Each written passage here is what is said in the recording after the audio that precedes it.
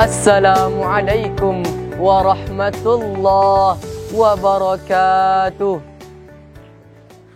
Alhamdulillahi wa kafa.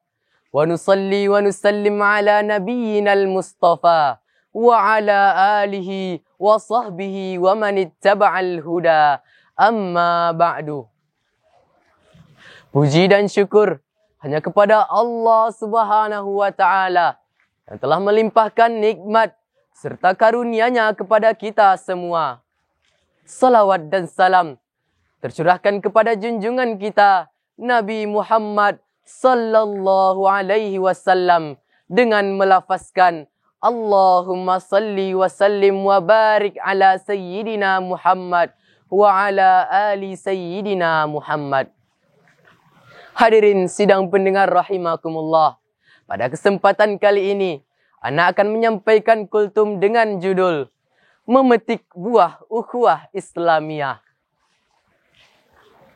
Sebagai salah satu bagian penting dari ajaran Islam, banyak hal yang bisa didapat dan diraih dengan ukhuwah Islamiyah. Bahkan, tidak berlebihan jika kita katakan bahwa Islam yang ada pada zaman sekarang ini sejatinya adalah buah ukhuwah Islamiyah yang kuat dari generasi terdahulu.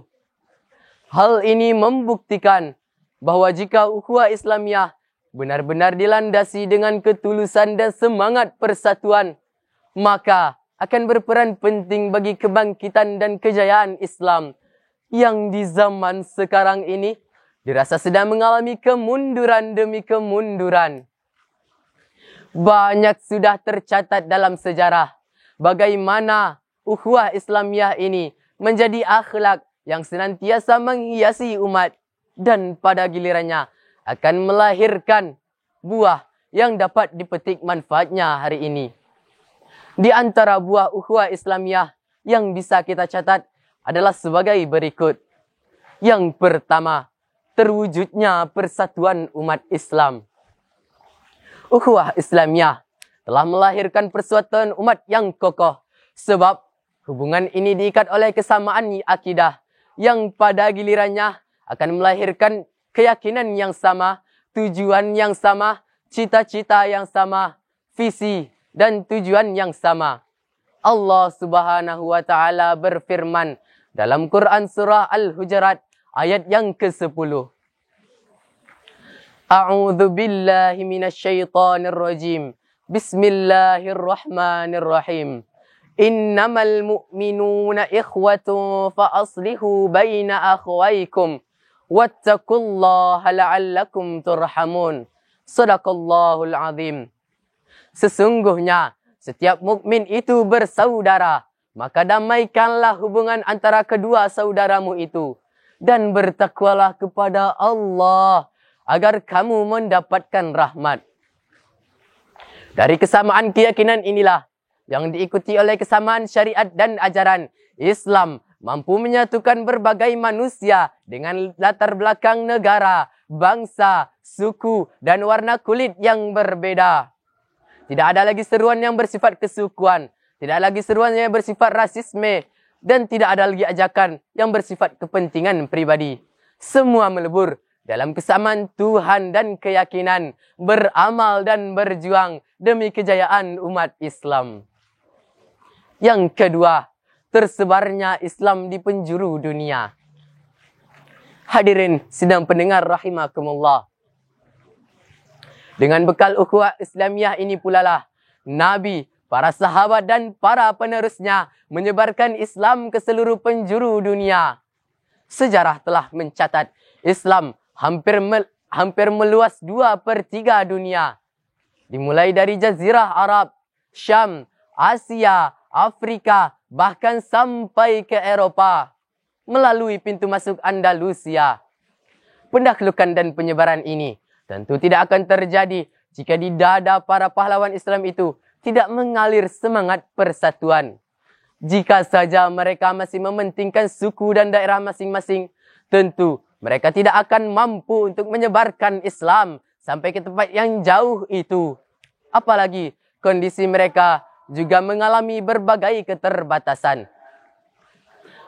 Dan Ini sudah dimulai sejak Nabi Muhammad sallallahu alaihi wasallam memulai dakwahnya.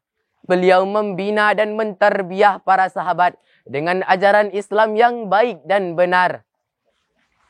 Dan pada akhirnya terwujudlah persaudaraan yang diikat oleh akidah Islam. Nabi sallallahu alaihi wasallam bersabda mengembarkan hal tersebut. Al-mu'minu li mu'minin kal bunyani yashuddu ba'duhu ba'dan wa syabbaka baina asabihi. Seorang mukmin dan seorang mukmin lainnya seperti sebuah bangunan yang saling mengokohkan satu sama lain, dan beliau mengaitkan jari-jarinya. Hadis riwayat Bukhari. Yang ketiga, kokohnya peradaban Islam. Sebagai buah dari ukhuwah Islamiyah, Islam telah menjadi agama yang memimpin peradaban dunia. Semua orang mengakui bahawa ilmu pengetahuan dan teknologi yang kita rasakan hari ini sejatinya dipelopori oleh ilmuwan muslim yang banyak sekali jumlahnya dan mencakup berbagai aspek ilmu pengetahuan. Banyak sekali ilmuwan-ilmuwan muslim yang tampil ke pentas sains, teknologi dan ilmu pengetahuan. Di antaranya Al-Farabi, ahli musik dan filsafat Yunani, Ibnu Sina, dokter, psikolog, serta penulis kaedah kedokteran modern, Al-Battani, ahli astronomi terbesar Islam, dan Ibnu Nafis, menggambar dan menuliskan tentang sirkulasi peredaran darah dalam tubuh manusia. Mereka semua adalah ilmuwan-ilmuwan muslim, peletak dasar peradaban umat manusia pada hari ini, tanpa memperhatikan latar belakang disiplin ilmu, latar belakang asal dan wilayah. Semua bekerja maksimal atas dasar kejayaan dan kebangkitan umat Islam. Dan pada akhirnya terbangunlah sebuah peradaban yang dapat memimpin kehidupan di muka bumi ini.